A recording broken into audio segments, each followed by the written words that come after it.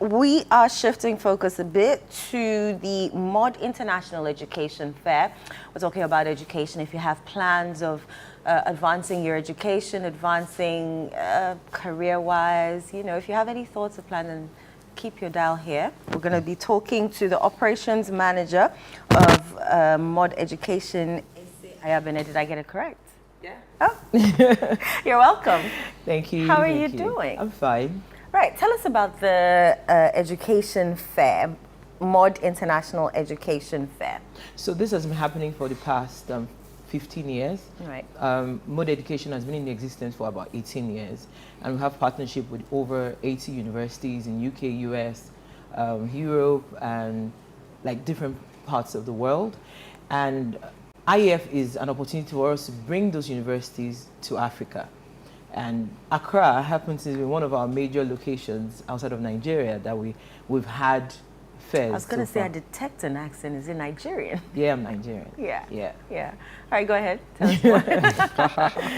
So basically, what we do is connect the students with the university. So today, it's happening today in Accra City Hotel, where we have University of Loughborough, Hertfordshire University, Roehampton University, over 11 universities already in Accra waiting to meet with students and offering on-the-spot applications offers. So it's going to like give them an opportunity to ask the questions, the right questions. You know, you go online, you search, and then you get too many information, you can't really narrow down your search. But this is an opportunity to meet with universities from UK, US, and get those questions answered. All right. Yeah. So is there any fee involved? How does it work? Do I just walk in with Just my walk in, application or free. with my CV? Yeah, you're studying abroad, there are some documents you're required to have. So if the person comes in today with those, then the applications can be done. But if not, they send in the applications, we make that application possible and get their offers ready. And because we have partnership with universities, there's an understanding, the feedback is easier. So when you do applications yourself, you need to send mails. And remember, these universities get tons of mail. Yeah. But we have their number, we call, we need to follow up with this student, we need this done, so it's faster. Right, Yeah. right. And then is there any fee? For today, no. For today, no. And where is it happening again? Accra City. Accra City Hotel. Hotel. And it started? No, it starts at 11. 11 a.m. Yeah, so on we're the setting dot. up right now. My team, they're already there. They've been there since 7, setting up. So.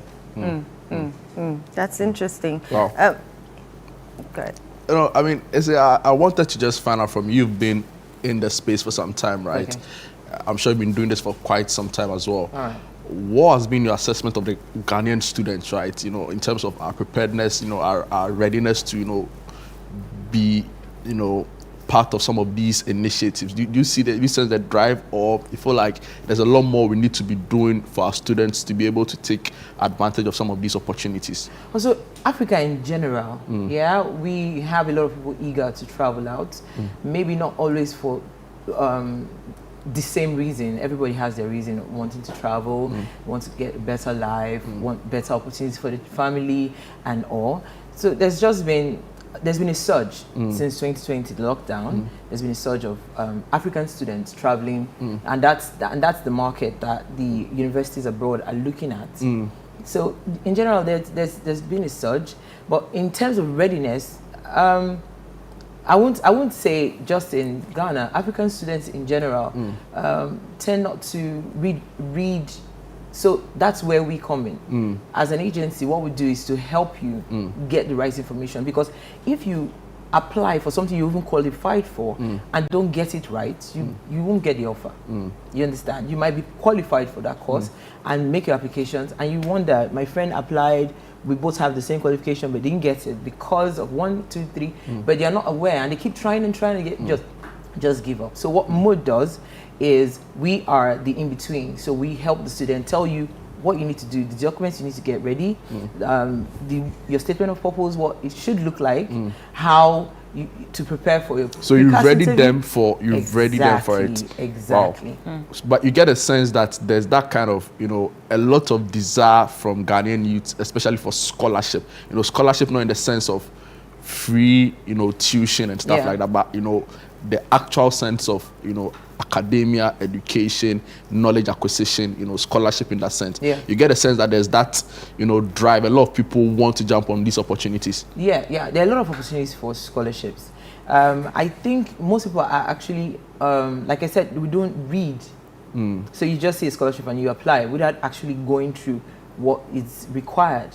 So being prepared for the interview, being prepared for, okay, so let me put it like this. Most times when we see scholarships on university portals, it's not always 100%. It could be a percentage. So you need a level of preparedness on your side to be able to prepare for, you understand? So but I've had universities tell me that they gave a scholarship to a student and they didn't show up.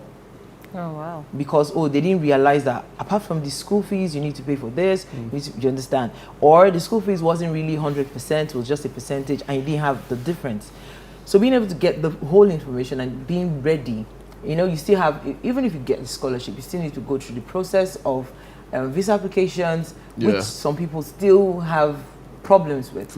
You understand? So it takes a lot. And when I say African, because it's not peculiar to just, I think in a way, I don't know what's about us in Africa.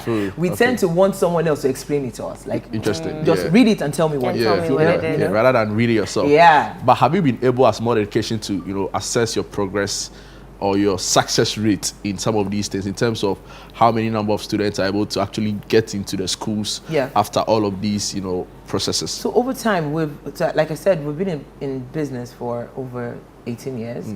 Over time, we've progressed about close to 10,000 students. Wow. We're looking at having more. For IAF already, this year, we've had walk-in for the fair. We have about 17,000 leads before coming to Accra. So I'm looking forward to having more numbers over here.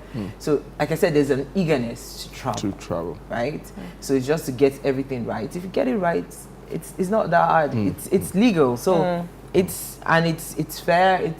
It's just straightforward. What's the most common destination? North America, Europe? So UK, US is now becoming open. A lot of people are looking at Europe. Like we have BSB, Burgundy School of Business from France, here in Accra today.